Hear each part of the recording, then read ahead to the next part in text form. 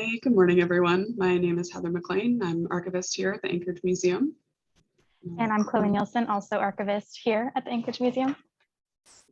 And there is a third person that we want to acknowledge. Julie Barry, who's our community outreach archivist, is really the brains and drive behind the initiatives that we have going. She's unfortunately able to join us today. So we are going to cover as much as we can. There are going to be gaps and holes, but please, if you have any questions, always feel free to reach out. And we're going to get through as much as we can get through and then hopefully open it up and have questions, but also discussion, since we're very much, this process is collaborative for us and we love hearing about what other people are doing and seeing in our profession as well. All right, so I'm going to get the screen share up.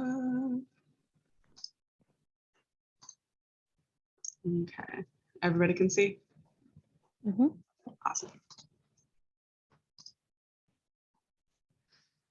Okay, so before I begin, I want to acknowledge that the Anchorage Museum sits on the homeland of the Eklutna Dena'ina and encourage everyone, since we're gathering virtually, to take a moment to think about whose land you are on as well. We live and work on Indigenous lands, and we honor the past, present, and future generations of Dena'ina and all Indigenous peoples of Alaska, who are the rightful stewards of the land, water, and animals in this place that we call home. I consent to any corrections and guidance for this acknowledgement, and Shannon. Chloe, do you want to start? Sure. So welcome to our talk, Stories to Tell, Museum Archives as Community Partner. So we're going to be talking about the projects that we have, past, ongoing, and future, that relates to outreach and working with historically marginalized groups in our community. As Heather said, most of this work is spearheaded by Julie, so she's with us in spirit today. Did we want to go to the first slide? So just a brief overview of the archives to start off. This is a little shot of the front of the archives before you enter in the entrance of the museum. So we have over 700,000 images and other archival materials in our collections. In the archives, and then the library has more than 15,000 books and journals. There's 3 of us, as we said, Heather, Julie, and I. And we do outreach and inclusion as part of everybody's job. So this part of this image that you're seeing is an ongoing process of a survey that was done with Julie and community members to see how the space could be more welcoming to people and let them know exactly what we are, because one of the things that we are told sort of over and over again by different people that we work with is that they don't really know what the archives are, do, have. So this was an effort to make it apparent to people just walking in that we're a photo archives. And so if you come in to our space, you should expect to see photographs. So that's the idea behind what you're seeing here. And there's other elements being incorporated inside of the space as well. So originally the space was all white, more or less white and gray, and kind of, clinical and cold, and what you might expect from a research space, like an academic scholarly space, but not very welcoming to the general public. So we've been adding color and warm woods and things like that, and a large table that everyone can meet at. So things to make it a little bit more comfortable for people who maybe don't have experience in archives.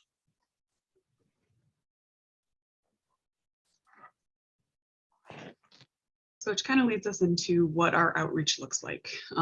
Very much working towards engagement with individuals and groups from historically marginalized communities. As Chloe said, a lot of our work is centered around even starting those conversations and what the archives is and what we're looking to bring in. One of our programs that we did earlier this summer, someone said, I feel like an archives is a state of mind. I don't have a definition for it, but really for that kind of encompasses it. It is a state of mind in that things come into the archives and we put value to it. So having those conversations as to what we value in bringing in is a huge part of our engagement. And part of that engagement is also helping and ensuring that stories of individuals, organizations, and communities are preserved, but also having that access point in answering questions like, I have family photographs, what do I do with them? Where do I start? So we're very much love having those conversations and beginning those discussions with people. And often that leads to other projects and initiatives, and we'll touch on some of that as we go on as well. And also that leads into support and preservation of personal and community collections of photographs, documents, and other materials. And for us, that has also led us to think about the materials that we bring in as well. As Chloe pointed out, we are primarily a photograph archive, but a lot of the communities that we're working with, they have photographs, but they have other materials that are equally as valuable and in their minds worth preserving as well. So for us, from an archival sense, it's adjusting like what we see as coming into our space and what people want to see in the future.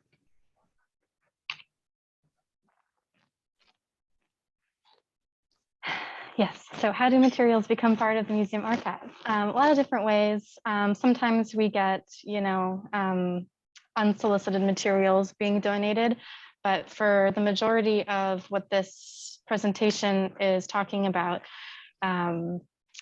we as a team, and often Julie, are having to go out and seek out collections, reaching out to members of the community that are part of historically marginalized groups. One of the main projects, I suppose, that we have been working on is working with history makers, specifically Alaskan history makers. And this Black Lives in Alaska exhibition, I believe, was heavily partnered with the history makers, and it was they sort of went hand in hand with getting some new collections into the archives. Right. And just real quick, for anyone who doesn't know what history makers are, history makers is the largest oral history collection presentation, mixing words, repository for oral histories of African-American lives and experience. There are 20 history makers who participated from Alaska, but I believe they have anywhere from couple hundred to 1,000 nationally. And you can subscribe to it and access those interviews online.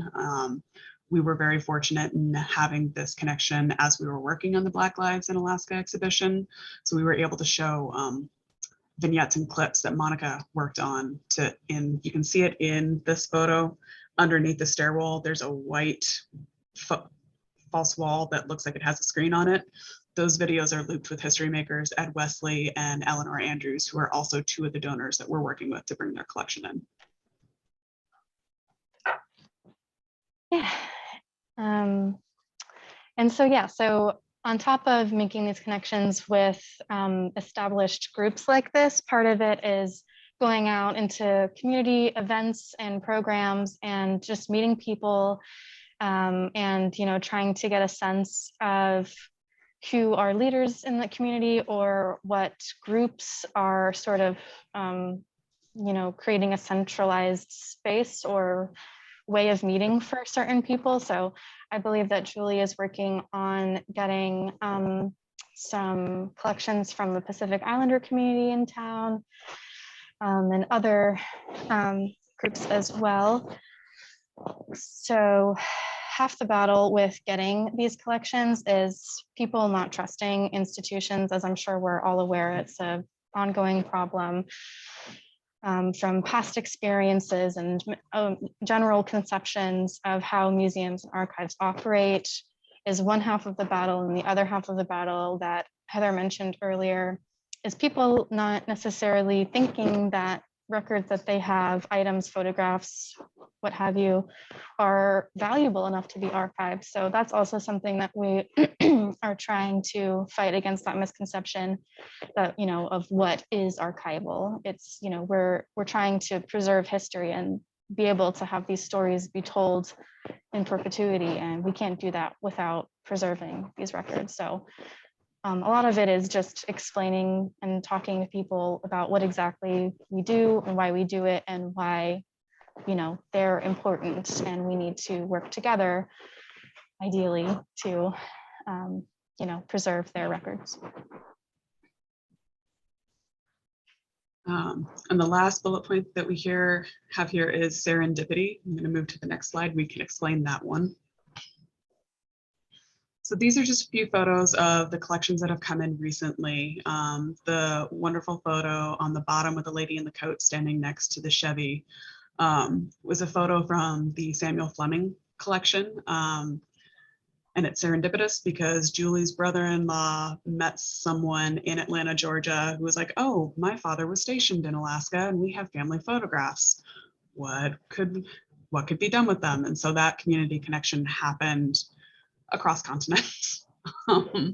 And the family was very generous, and Julie's brother, with their time and going through the photographs, getting names, locations, dates, as much as possible. And then the photos arrived in time for us to be able to scan and include in the Black Lives in Alaska exhibition.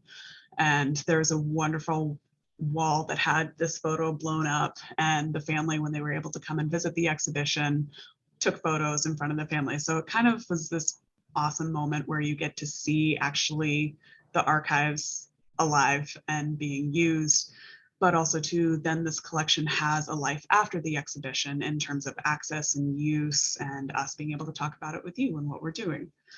The other photos in this collection, top left, is civic entrepreneur Eleanor Andrews. She's one of our history makers and has also been very generous and courteous with her time and supporting our work as we bring these collections in, and has been able to connect us with other community members.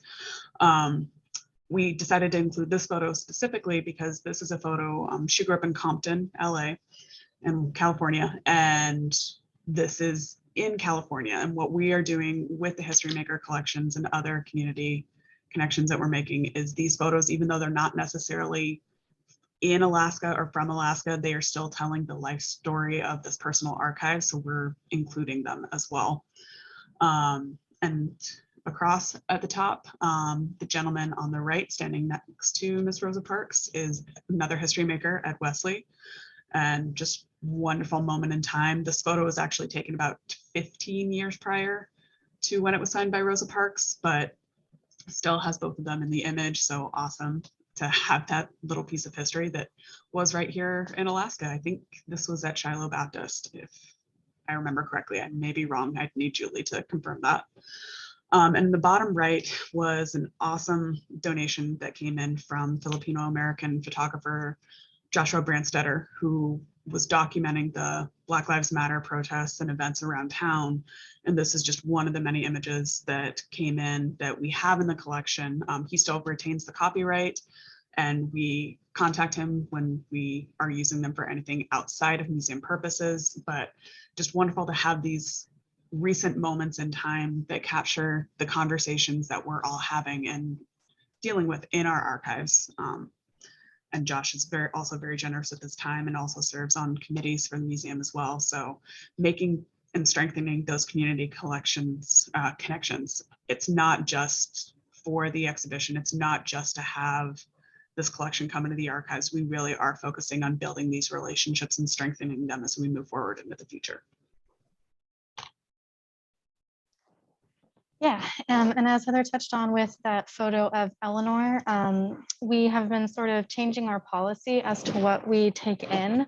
So generally, with the majority of the collections that we have, we try to stick only to photographs, sometimes maybe papers, depending on what the collection is, but very rarely do we ever take objects. And that is something that is changing for these new collections that we're bringing in, because they tell more of a story about the people and their impact in the community. And it's more important for us to be as collaborative as we can with the donors bringing in these collections, and talking with them about what is important to them and what they feel like tells their story and highlights their impact on the community. And rather than looking at it with some sort of objective, archival lens, we're looking at it as the personal collections and having that sort of human connection and Yeah, and getting a sense of what the donors value out of their collections.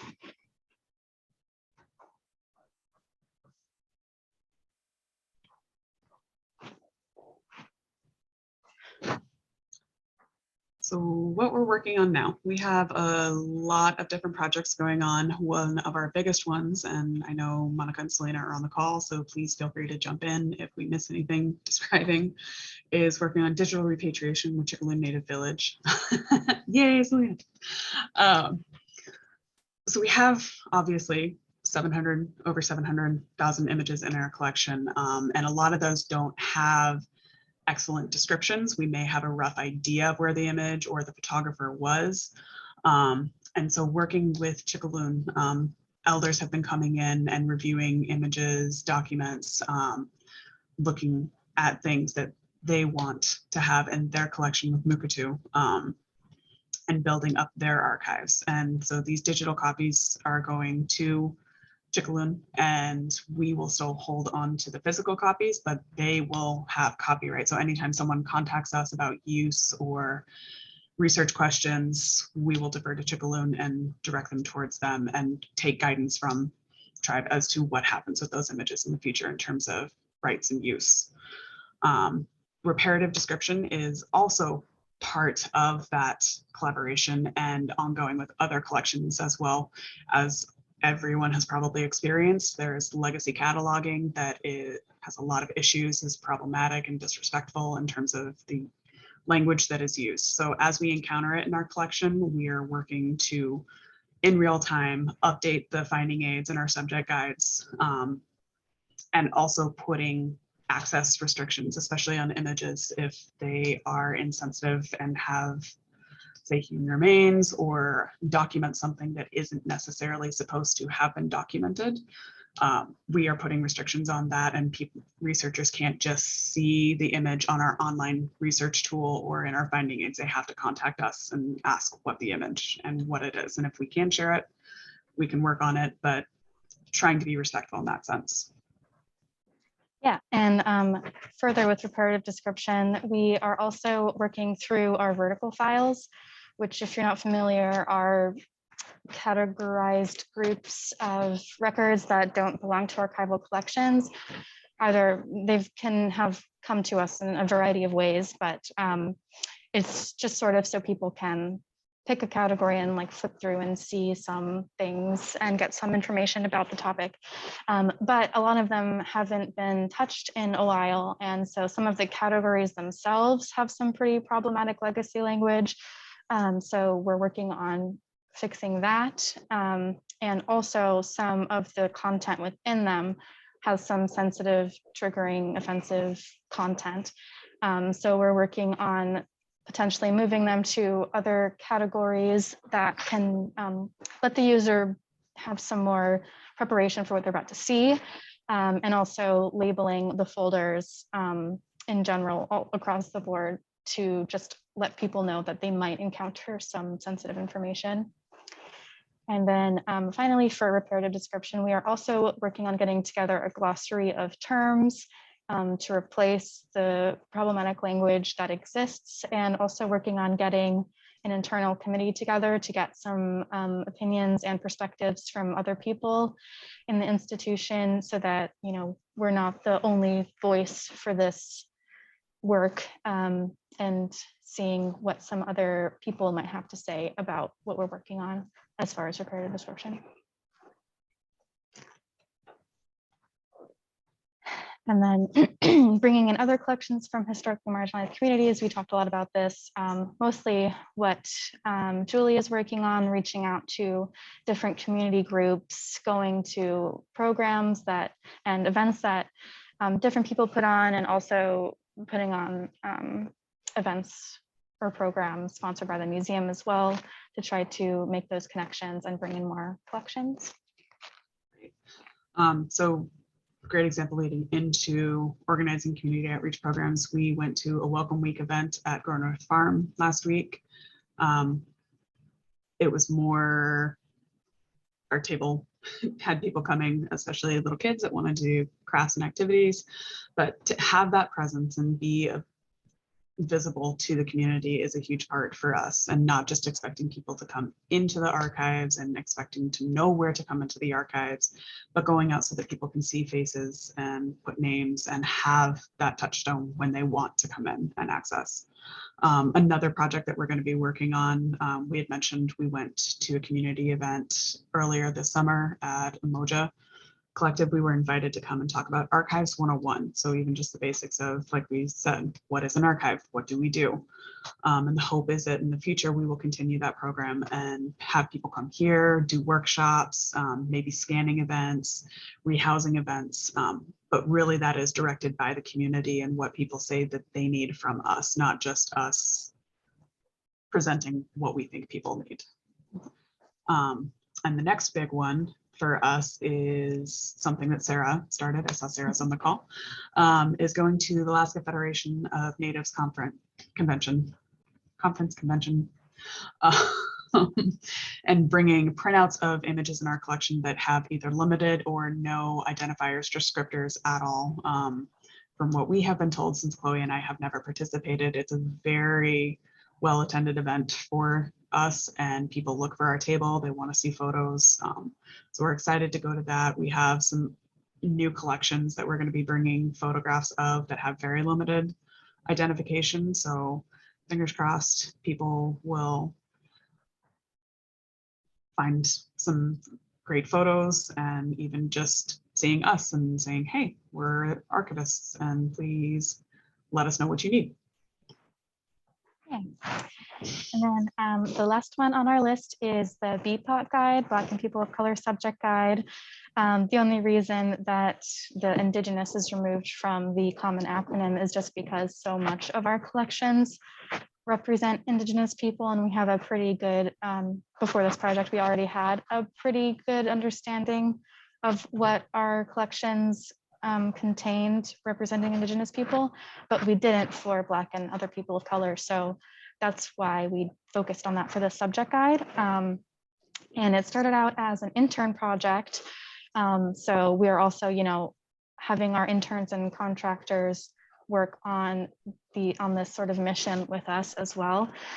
And so our intern went through as many of our collections as she possibly could to identify which ones have images of Black and people of color in them, in order to have that information all in one centralized place, so people can view it. And on top of collections, the guide also contains vertical files that might be relevant or of interest, as well as publications in the library.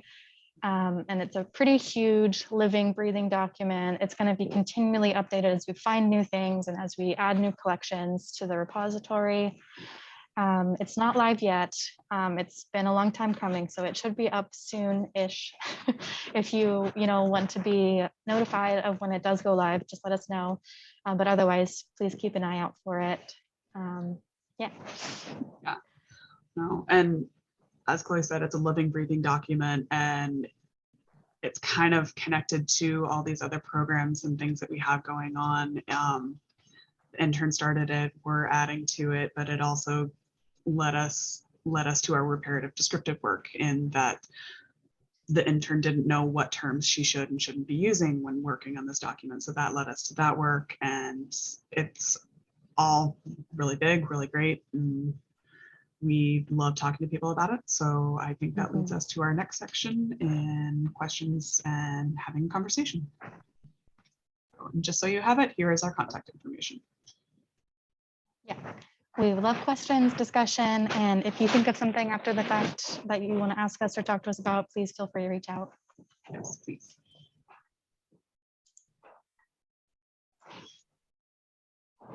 They're doing some really great work. Yeah. I did have a question. So when you go to AFN, I think I heard somewhere that you also give people images, right? Yes. Yes. Yes. So yeah, to thank people for their time and looking through the photos. If they have some images that they would like to receive prints of, they just give us their contact information, and after the fact, we print them in-house and then mail them off to people. Nice. so that you're not just getting information, you're actually giving back as well. And that's really Yeah. wonderful.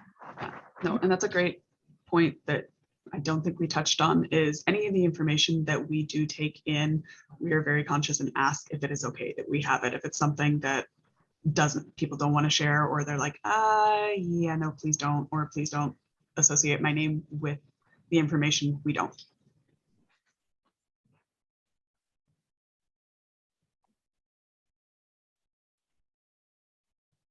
Are there any other questions?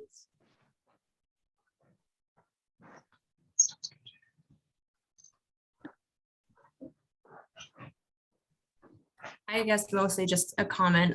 This is Teal Hansen. I'm the cultural coordinator at NVE in Cordova. We wrote an IMLS NANH grant last year to get a digital collection as well.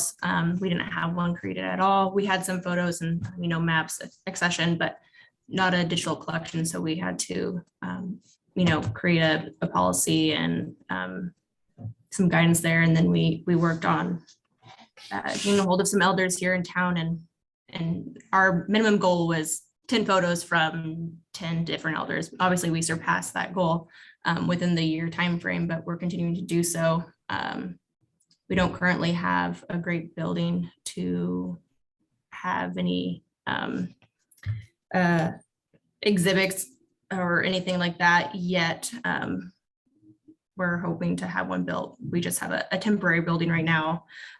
We were kind of kicked out of our current space because they're trying to expand. But yeah, I am curious in the different kind of exhibit ideas that you might have for the digital collection. Obviously, with the ones that you have permission to use, and really how you kind of advertise for that. Obviously, things are so different these days, and you would have to cover your grounds with the permission, and that would make it easier for advertising. But yeah, what kind of exhibits basically, like would you focus on a certain topic, or would you just kind of display them all? Would you be printing, or more like on kiosks, or slideshows that would be running, or would you pair it with like physical artifacts, or how would you, what would you do? Really depends on the exhibit. I will say with Black Lives in Alaska, we had a little bit of everything, all of those that you touched on. So for the main exhibit in the atrium, we relied heavily on digital scans and reproductions that we printed on vinyl adhesive that goes onto the wall.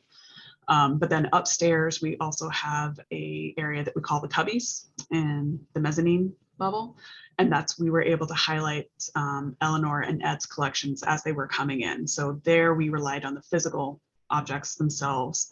And then past the life of the exhibition, we also have the Black Lives in Alaska page on our website, where a lot of that content is also available that was in the exhibition, but that has also been built on with curator and Julie. Julie was actually one of the co-curators on that exhibit.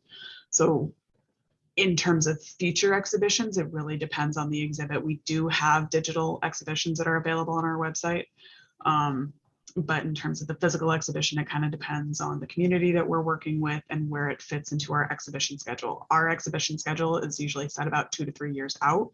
So it kind of depends on where there is a space in that time for us to be able to do it, and to be able to work together with the community. Like Black Lives in Alaska actually went up relatively quickly from the time that we said, yes, we're doing this, to it being open was about 4.5, 5 months. And we did rely on getting loan images as well, because we didn't have some of the images of the stories that we were hoping to tell in our own collection. So we had to build in with those images. And also to the Fleming collection, Eleanor and Ed's collections were also still incoming. So we kind of adjusted as things came in to where they fit into the exhibit. So it really depends. Love to talk to you further about it if you have ideas as to what you're wanting to do, and if you have ideas on your space. Digital exhibits, as we found during COVID, were very well attended. People liked being able to see, engage, interact in that time, and they're nice because you can have them up longer than the physical exhibit.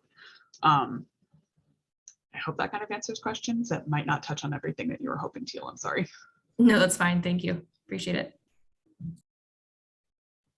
I see a hand. Bethany. Megan has a question. Hi, my question is about your reparative description project. When you update finding aids and things like that with better language, what do you do with the old versions?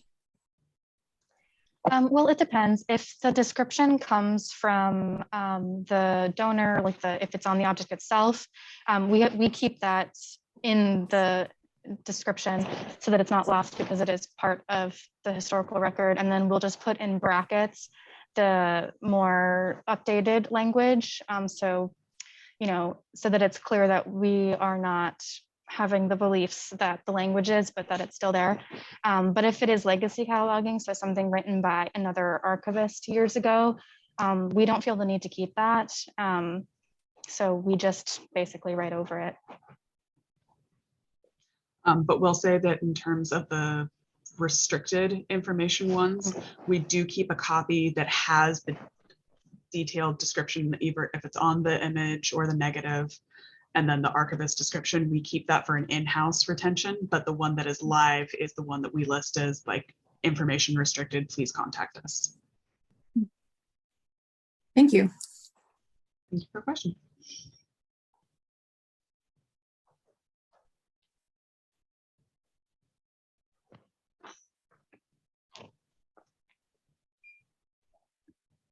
So I'd like to learn more about community events that you guys go to. How do you hear about them? And are you invited to them, or do you guys kind of reach out and say, hey, we'd like to come to this?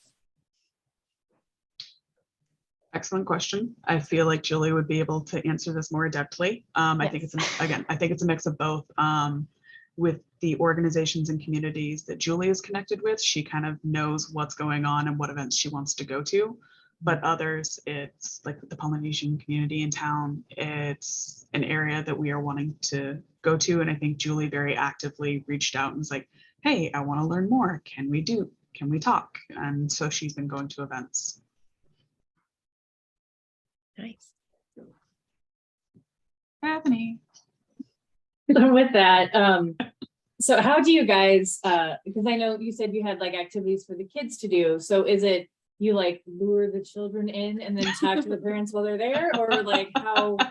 I just, I mean, that's the thing. Everyone thinks of you as like, oh, we're the fun kids place, but how do you get that leap to we have these really cool, artifacts? Yeah. So that event in particular, it was kind of a little bit of everything. So I went with the programs team, who also had things from our Seed Lab projects. So we also had things from the education department. Development had membership information there. It just happened that because it was rainy and gross, I don't think there was a whole lot of motion, but the kids just kept coming and wanting to do things. And then other kids were coming, and then adults were seeing that the kids were at the table, wanted to see what the kids were doing. They're like, oh, you're in the museum. Can you tell us more about what you're doing? And we actually did have some questions about the archives, and it's like, oh, are you guys open? Oh, we can make an appointment. Great. So not intentionally trying to lure with kids, but it does always help when there's someone at the table. So, and we've experienced that too with our Juneteenth event. I don't think we had a table this past summer, but last year in 2021, we did. And a lot of it honestly was because the people that we had there with us, Eleanor and Ed, were there, and people recognized them, came up to say hello. And it's like, oh, what are you guys, what's this table for? What are you doing? And so then we're able to start those conversations. So it really, it kind of depends. So it can be the person next to you, it can be the craft that you have on the table. And sometimes it's just people are interested in what you're doing and where you are. I think Julie's done other tabling events where it's just been her and having archival materials. So she would be able to talk more about that, but unfortunately I was not at those events. So I think definitely reach out to Julie. Julie's phenomenal and a wealth of knowledge, and is so on top of our outreach and getting our face out there. So Cool. Selena. So I actually had a question.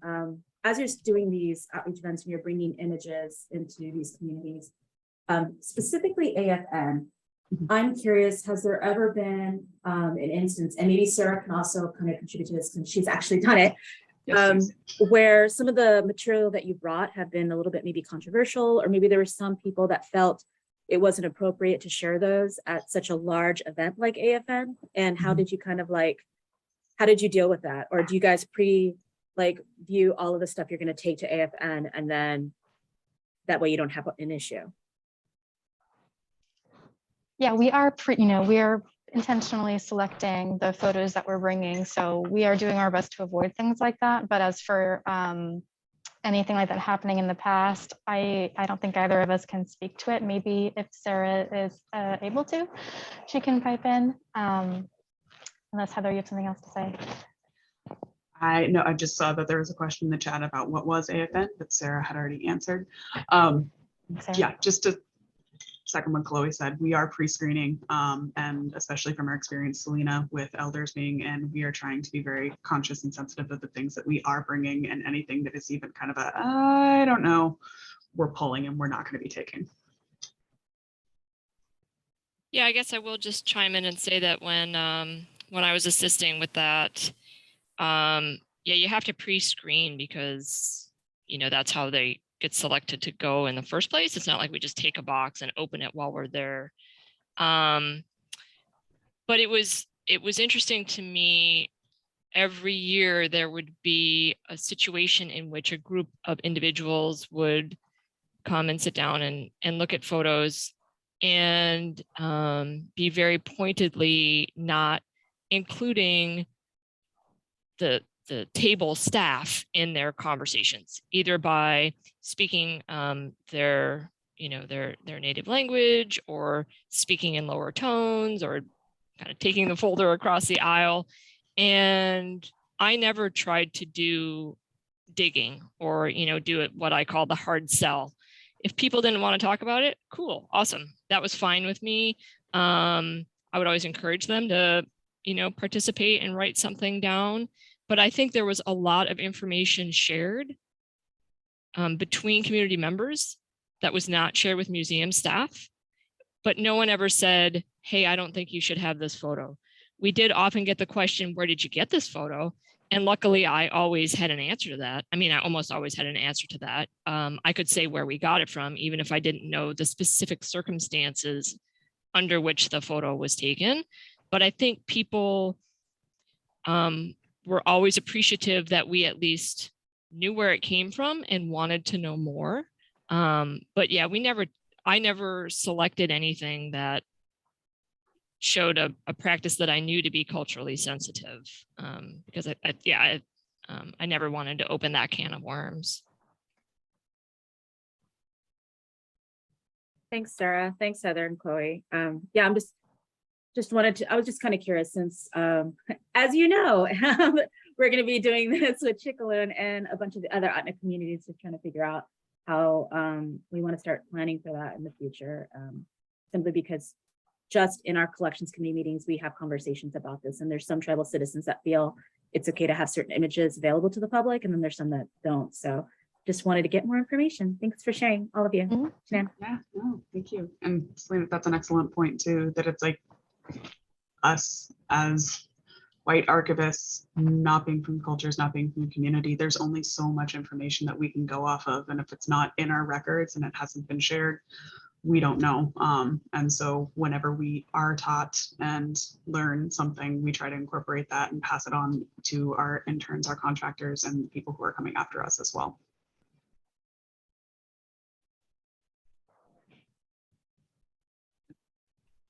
Do you have a lot of outreach to the tribes beyond AFN and anything like that? Like, you have contacts, so for things that are culturally sensitive, that, how do you handle that? Depends on the collection, depends on the community.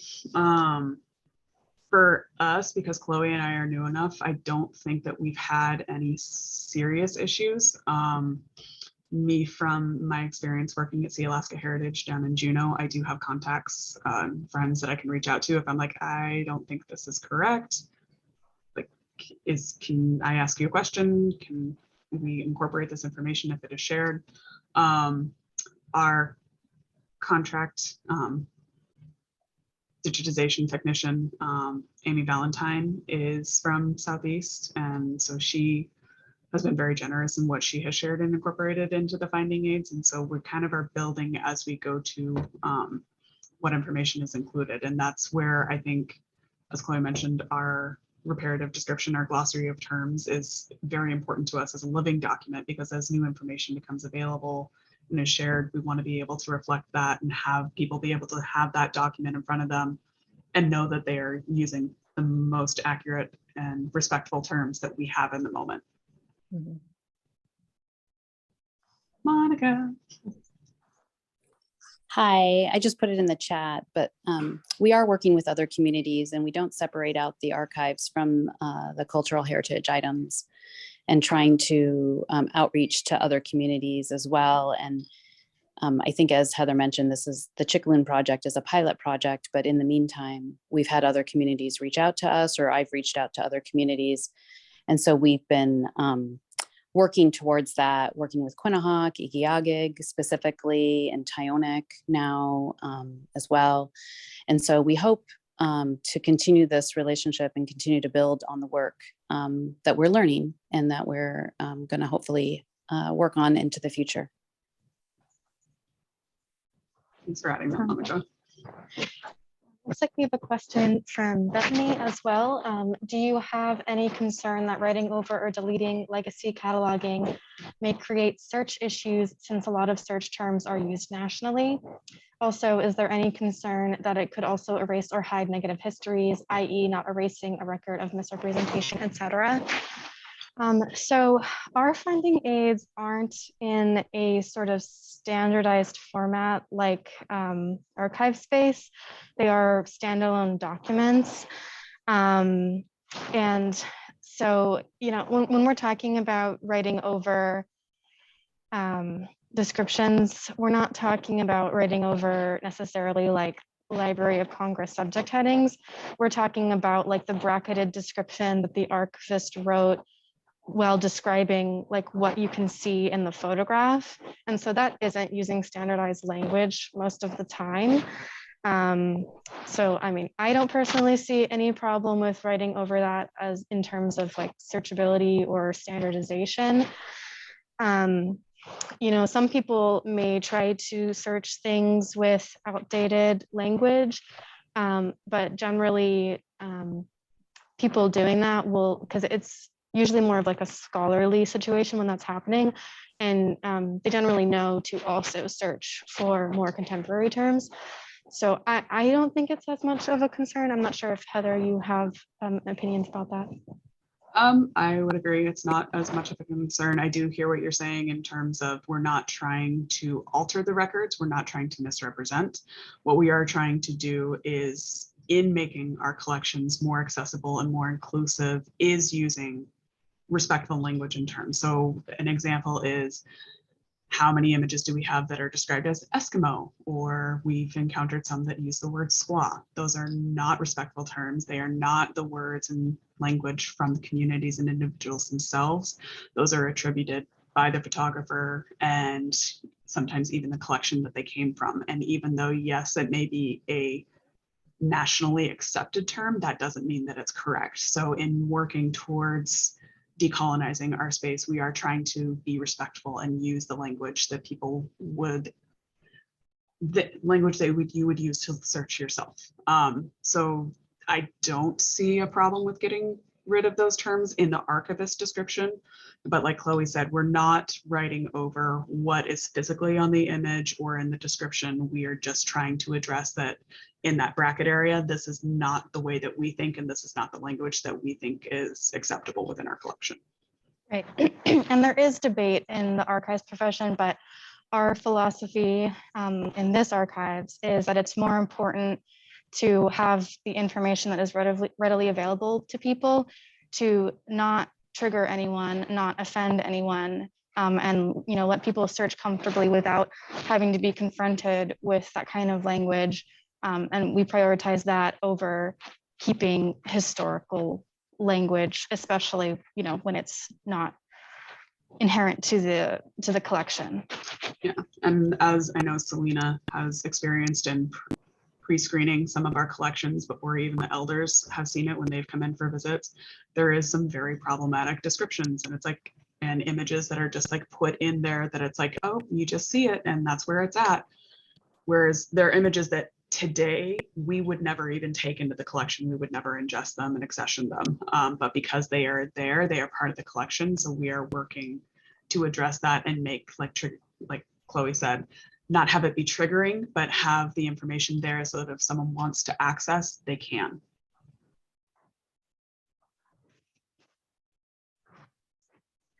And I see Selena mentioned something.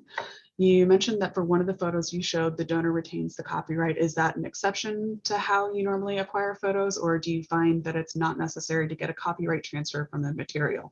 Great question. It depends on the collection. And for us, because we are a photo archive, it depends on the photographer. Megan's question. Okay. So was it the Josh Brandstetter collection, Megan? The protest photos? So. Yeah, it Okay. was the protest photo. Yeah, no, that's a great example. So the historical images, the copyright can be a little tricky, and then that gets into public domain, how many years since the time that it was published or the photographer passed that it enters that copyright.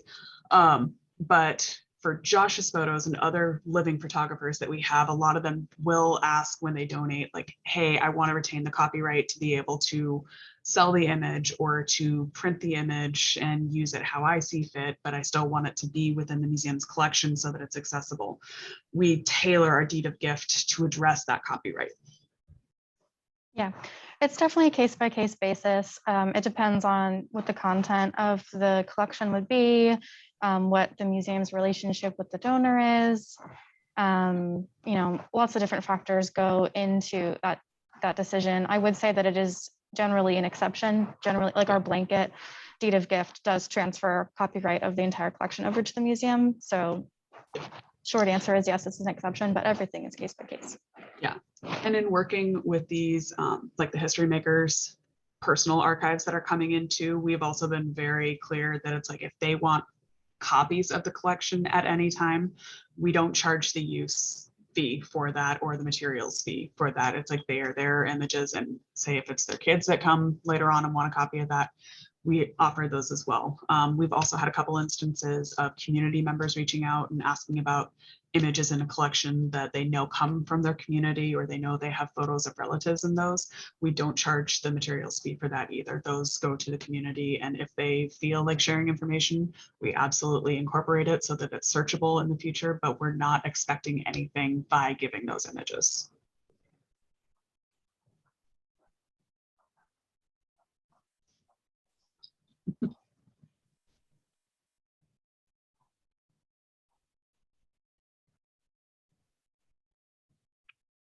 Yay, Bethany. Thank you for all the great questions, guys. Yeah. So I guess the question I have, and I know just talking about it in our group right here, there's going to be multiple answers to it. So in our communities right now, so you guys, you have your museum, your archives, that you kind of talk to each other, about what you're collecting, what's happening, what's coming in. So what happens in communities where basically they're siloed? You have your archives and then you have your museums. Are there any ways to, or I guess best practices to communicate between the two? Because I don't think archives want to take objects per se. So how do you guys, like, how is that, and I can't think of the word right now, I'm going to blame the rain, but how do you maneuver that? How do you start those conversations? And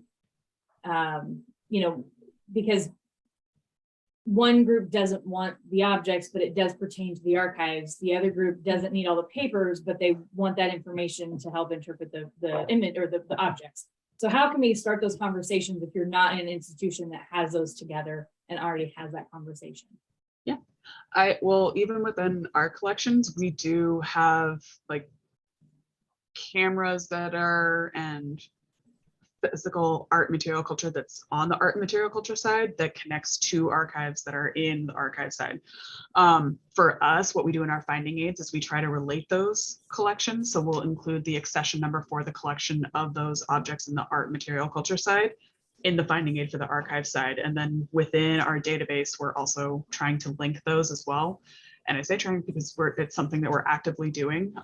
Other institutions that I have worked at, the archives and the art and material culture may get assigned different numbers, but you can link them and relate them in the database.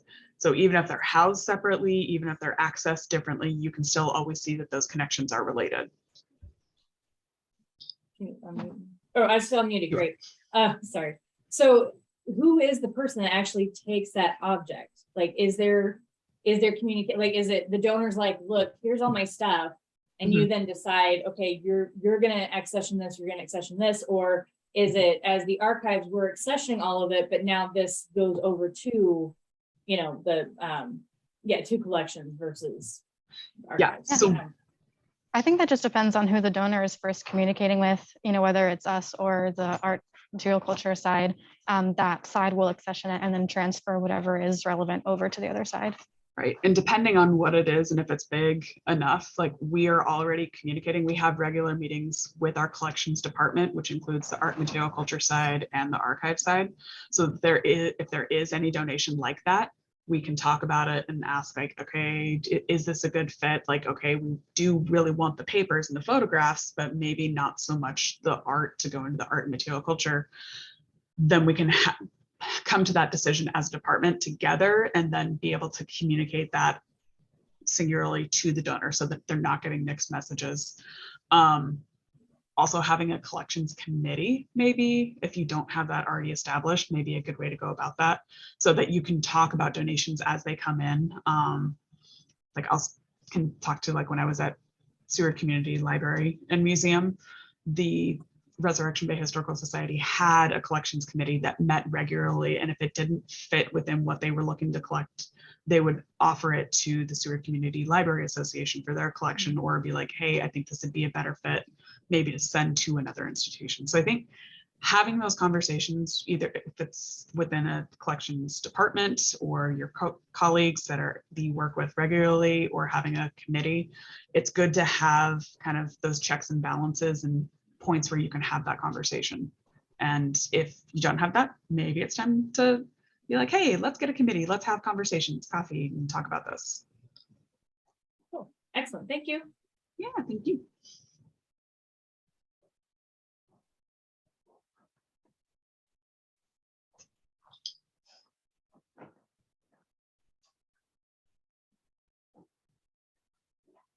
Yes, Bethany. So I guess just because we know families, we know everybody, how do you navigate family members that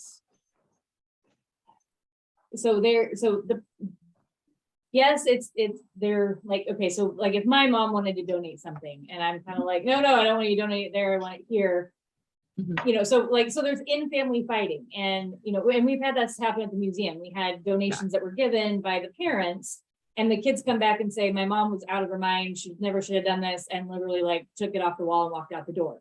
So how do you navigate communities and information that of conflicting people within the family? Like, because again, I'm not a marital person, I'm not a family therapist kind of a thing.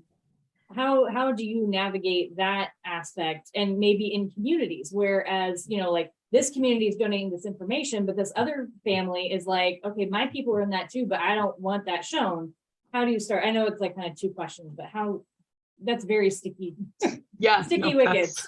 That is a sticky, but we come up with those sticky questions, and it's like, okay, based on knowledge, how do we do this? I have never had someone walk in and take something off the wall. That is fun.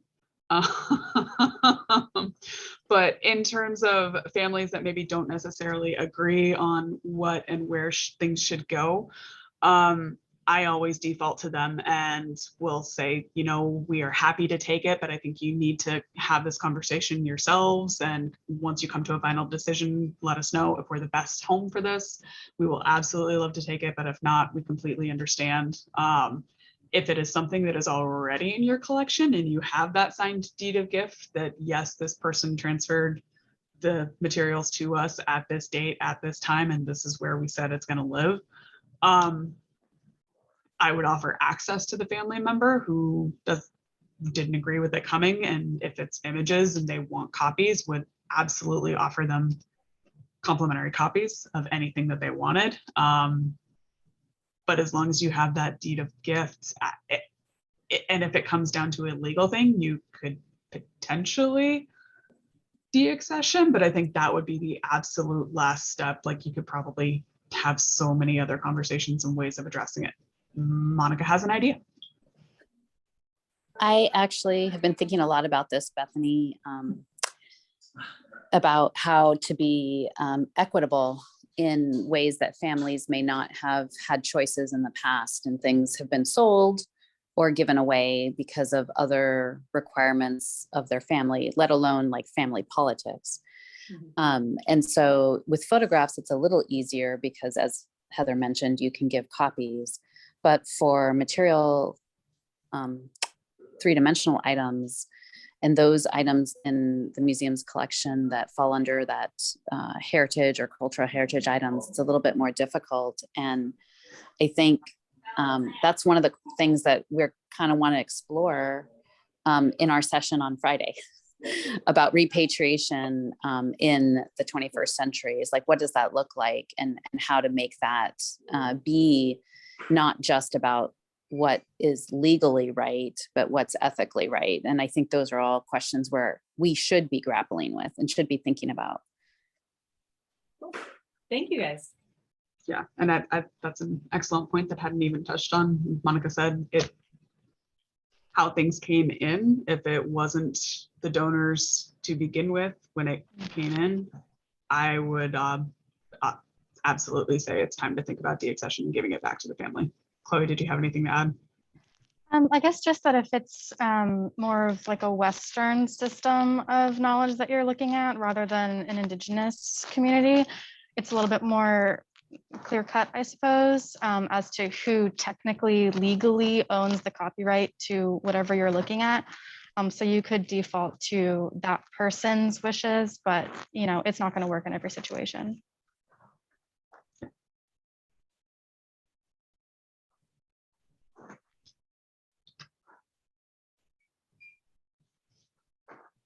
These are all really great questions. Thank you, Yeah. everyone. Yeah, I've really enjoyed it. I've learned a lot more even with the questions going on. So yeah, I don't know if there aren't any more questions. Did you guys have anything else you wanted to do during the session? No? Okay. No, just if anyone has any similar projects and initiatives that they're engaging with, please reach out. Like we have both said multiple times, we love talking and collaborating and problem solving. And Bethany has a hand up again.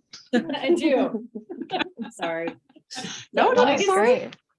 Well, I guess my thing, I mean, and I know these are probably questions that everybody knows the answers to, and I feel like I'm just the idiot here, but it's fine. No. No. But when you guys start these, I mean, so when you start these projects, the first thing that comes to my mind is one, like, you know, time, people, and money. Like how, you know, when you're coming up with these, the projects, you know, who are you looking at for funding? Like, who determines where the funding's coming from? Because, you know, I mean, with small institutions, like literally there's 2.5 of us at our institution. So, and that, I mean, that's it. That's all we got. So trying to figure out how we're running day to day, how we're going to try to do a digitization project. I mean, I know bringing in interns and those kind of things, but we had an intern this summer, and having that outside view that's not the same as someone here, and trying to educate them quickly for that short amount of time. Like, I guess I'm just trying to figure out all these components and how things all fit together as to, okay, this is the end goal. This is who would support it. and how are you finding these if you're not linked in to, you know, or know people LinkedIn? Like, do I just call you guys up and be like, hi, I'm gonna bother you for like 20 minutes. Can I bother you for 20 minutes? I don't know. Because I always Well, feel you always bad can. bothering people. Yes. I don't want to bother people because I know how busy I am, so I know how busy you are. Right. No, bother. that is always my inherent, like, my issue in reaching out to anyone is like, I'm gonna bother them. They're doing things. I know they're busy. But when it comes to something like this is part of our job. I'm always happy to talk about it. And Julie, I think, would say the exact same thing. And we are very lucky that we actually have funding dedicated to her position to go and do the community outreach. Like you said, other institutions where it's like, it's just you or 1.5 other people doing the work. You kind of have to pick and choose. What do you have the time? Does it fit into what your other projects that you have going on? And sometimes it's driven by when someone reaches out and like, hey, I want to talk to you about this. I'd like to move, like, have you thought about it? Can we talk? Can we do a project? Can we move it forward? And it really depends on what you do and don't have time for. I know it's, especially when that within our field, that's difficult and it's really hard to say no. I think what we have been supported and very effective at is finding ways to say, maybe not right now, but please be in touch and let's talk in the future. And that future isn't saying that it's like way down in that 2+ years of when the next exhibition is coming around. But even if it's just a week or a month or in the downtime when you're not, Julie is very busy in the fall, winter, and spring heading into summer with programs, but she is able usually to, even if she can just meet for a coffee or if she can attend a community event or a program, just to have her face there and have people be able to identify, oh, you're Julie from the museum. Hey, I know this isn't really getting to the nuts and bolts. Well, I guess one of the main things is what funders have been more supportive of these projects versus others. Like, I guess that's the other problem I'm trying to figure out is like, who would, I don't want to say who would be a shoo-in for funding, but like, you know. IMLS, yeah. Okay, IMLS. Yeah. IMLS. Some of our contractors that are working on this work with us are funded by IMLS and the ARPA grants. Okay. So if they didn't have ARPA, would you guys be able to move us forward as fast as you have, or no? Not as fast. We've been very lucky in the timing of being able to do this work for sure. Yeah, we do dedicate, time of our regular work. Every week we work on reparative description for at least a few hours. And it's just set aside on our calendars, things like that, making time, figuring out priorities, but definitely we wouldn't be able to do as much as we do without the grant funding.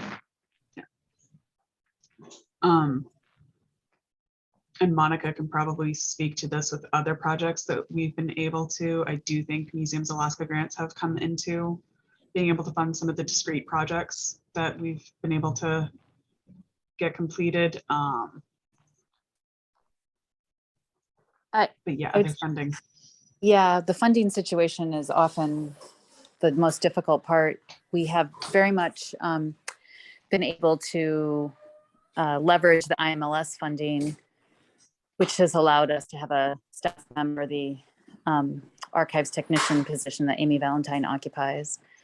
And then we were able to find funding to extend her within our operating budget, to extend her hours. And so she's able to work on a lot of this beyond that because of that. But I don't know what the funding will look like in the future because IMLS is such a huge grant and project. And we might have to figure out other ways to do it on a little less funding. But I do believe that it's important that we fund the work of our counterparts and the tribes who are making this effort. So for us to fund part of Selena's salary 1 year and all of her salary another year, I mean, these are things that the MLS grant, I think, is key, that it should be on the museum and not on the tribe. And I see Selena also added some other grant funding agencies to the chat. Thank you, Selena. Yeah, I also believe archival projects. There's some really great grants also from I think it's a National Historic. Shoot, I can't remember the whole thing. If you're really curious, you could just email me, guys, and I'll send them to you. I've got like a magic list. Yay. And it's not just for tribal groups, so you know, you guys are eligible. Yeah, no, and I think that's, yay, Selena has a magic list. And I think it really just depends on the project that you're looking at and where you're looking to do the work. There is money, there is opportunities, but sometimes it takes lightning strike, right moment, right time to be able to apply the funding that you're looking for to those projects.